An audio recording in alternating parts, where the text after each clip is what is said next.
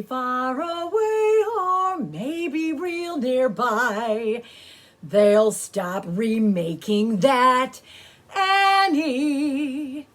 Maybe. Yeah, we watched it. And we have a lot of opinions on this feature of remakes. What were they thinking? We personally felt pressured to watch NBC's musical spectacular of Annie Live.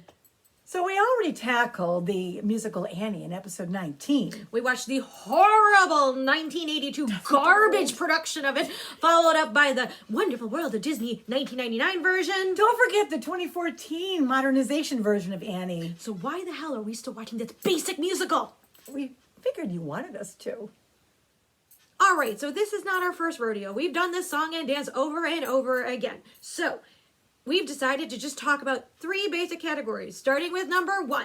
We are going to touch on the characters of the production. Oh, so I can talk about Harry Connick. Absolutely. Then we have number 2, NBC's production as a whole. What worked? What didn't work? And finally, number 3, what we hated about the production. Did we hate it?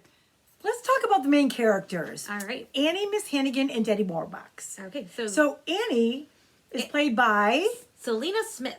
And she was found through a nationwide search. Isn't that cool? That's awesome. Yeah. Mm-hmm. She was good. I liked her. Great smile, great presence. Good job. I loved her voice too. I really thought she was adorable. She didn't steal the show. She didn't do that overacting thing that most child actors do, which I hate. Mm-hmm. She was a delight. So well done. Miss Hannigan, which was by Taraji P. Henson.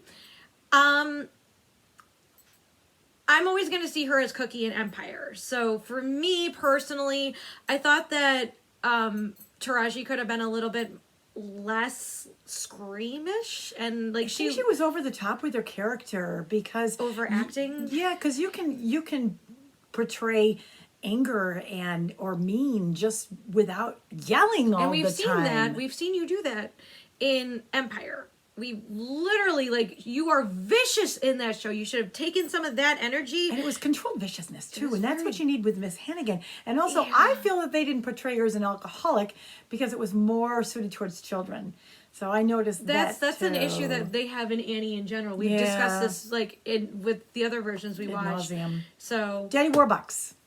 Harry Connick Jr. I love Harry Connick Jr. He's so talented, and he's a great singer. But what did you think of him as Daddy Warbucks? I was confused. Why was he chosen for Daddy Warbucks? Besides the fact that he's under contract by NBC. Right. Well, I mean, Kerri did point out to me that that character is a basic character, so it doesn't matter. Anybody can play him as a placeholder. But I felt he was most comfortable on stage when he got to sit behind a piano that was placed right there, and he was at home actually being himself, doing that little jazzy thing. He can't dance. Boy cannot dance. No. I mean, yeah, it was okay. All right, let's talk about the secondary characters. Lily, Rooster, and Grace, starting with Grace. Grace was played by Nicole Scherzinger, which I'm pretty sure I'm saying that wrong. You might know her from the Pussycat Dolls. Apparently, she actually has a degree in theater. Ooh. And she has been on Broadway doing I have no idea what, because I didn't really pay attention to her Wikipedia. So personally for me, like, since I watched this twice, the first time I watched it the live, I was like, oh my god, Nicole can sing. I forgot she could sing. But then the second time we watched it on Peacock, I was like, huh, okay. All right. That was fun. I mean, beautiful. She looked beautiful. She's beautiful. I thought she sounded great, but I found her a little stiff. I don't know whether that was the character or that was her, what she thought of it. Well, the character is very basic to begin with. Another basic character. And we never mention her when we talk about any of the, so I think it's safe to say it's hard to play a basic bitch. So how about Rooster? So Rooster was played by Titus Burgess. Hope I'm saying that right. Love him. So we've seen him on 30 Rock and Unbreakable Kimmy Schmidt. He is a Broadway actor as well. He is a great comic actor. Whenever he is in a production, he brings it 110%. And you're like, wow, I just love his timing. So I was excited to see him in this production. But I was like, I guess like I feel like maybe they told him to hold back, which I don't think you should tell any performer that. I was personally on the sideline waiting for him to break out into Pinot Noir like he does in Unbreakable Kimmy Schmidt. So it was just, I don't know, it was safe. I hope they didn't tell him to tone it down. So, well, what about Miss Lily St. Regis? So that Lily was played by Megan Hilty, and I know her from NBC's Smash. I don't know if she's done anything since then. She's under the NBC umbrella, so she probably, is still under contract. I thought she stole the show. She was great. She's very flashy. She's very animated. Your eye went to her when it was the trio or whatever. You just watched her for Easy Street. Oh my gosh, she was a natural. Yes. She wasn't overacting. No. She brought it home. Yep. I loved her. Yep. Let's segue into what we felt were our problematic aspects of the production. I have a problem with the fact that in Act 1 in It's a Hard Knock Life, we had 14 orphans. We had Annie and 13 unnamed. They were great. Fantastic. However, how is it in Act 2, Annie is temporarily adopted, and suddenly we have 10 orphans? Where are those 3 orphans? They were the tall ones. They kind of disappeared occasionally. Did you think I wasn't going to notice this, NBC? That's three less orphans. I found myself counting kids all the time. I'm just baffled. And what about the swings? There was this one guy that played so many multiple characters, and I'm like, there's the bearded guy. There he is again. Maybe if you're going to play multiple characters, don't have a beard. Or get a wig. Or a hat. Or both. They do it on SNL all the time. I'm just I know, confused. right? It's the same production company. Where was Sandy? What a cute little dog, but we saw him twice. Isn't the dog supposed to be in the show? I think so. I know in the Reimagining 2014 version, I don't think we had a dog. I don't think we had a dog.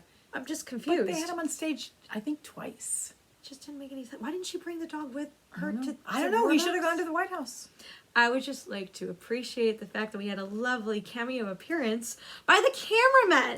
The camera crew. They were so prevalent. You'd see them suddenly blocking a shot. There was a moment where one ran away from another corner. It's like we saw one in the background. Wait, what was that? Was it an actor? And great job, guys. Great job. Awesome. All right. I think we need to wrap this up and just talk about what we hated, because we want to do that. It's a little thing, but Annie started out with a horde of kids peppering the stage in modern clothes without any explanation. They weren't in the production, and then they ended with that. That was kind of sweet at the end, but there was no rhyme or reason. Did they win a prize? Are they the rejects of the dance audition? They didn't get in the show, but we're like, okay, we're going to still put you in.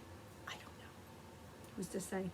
I had a big problem with the fact that they made Grace dance and sing to We Got Annie, and then instead of cutting to a commercial, made her say her lines, sweat all over Annie, and give her a little glass of water on a end table. So she was like, we got Annie! Like, no one wants to see that. The poor thing. I felt so bad for her. Cut to a commercial. Come on, NBC. And so this concludes another feature of Remakes. What were they thinking? Until next time. Stay safe. Be well. We love you. We love you. Bye. Bye.